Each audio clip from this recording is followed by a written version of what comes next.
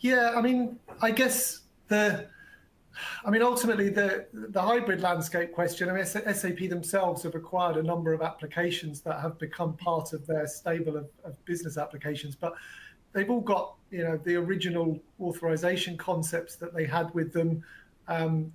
So knitting these products together is a challenge for a lot of organizations, both taking a consistent approach to security, taking a consistent approach to identity management of them, etc.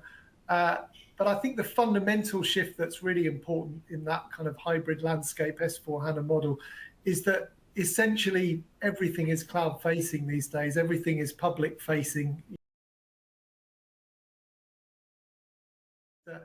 Actually, there are still some configuration settings they need to make for things like AWS. Right. There are still some choices they need to make around how they protect their instance of those applications, etc. And it's not an entirely hand-off security to those providers. You have responsibilities on your side to review their security reporting, to choose some of those key settings you want to make, etc.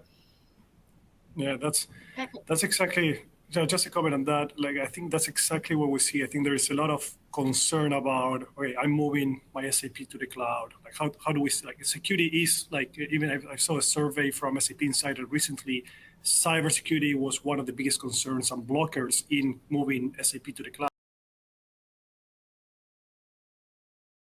I personally believe you can be more secure, like, in the cloud if you do it right than in many cases how many companies are operating on-prem. So I think it's a very unique opportunity to redefine a lot of the controls, really evolve your security practice to the new reality of SAP cyber threats. I think what Richard says is critical about the shared responsibility model. Really, I think there's a lot of confusion of, like, what is a hyperscaler supposed to do, what is SAP supposed to do, what I'm supposed to do as a customer.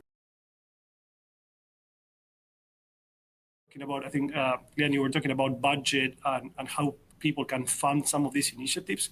We see a great opportunity, and we see it across the customer base.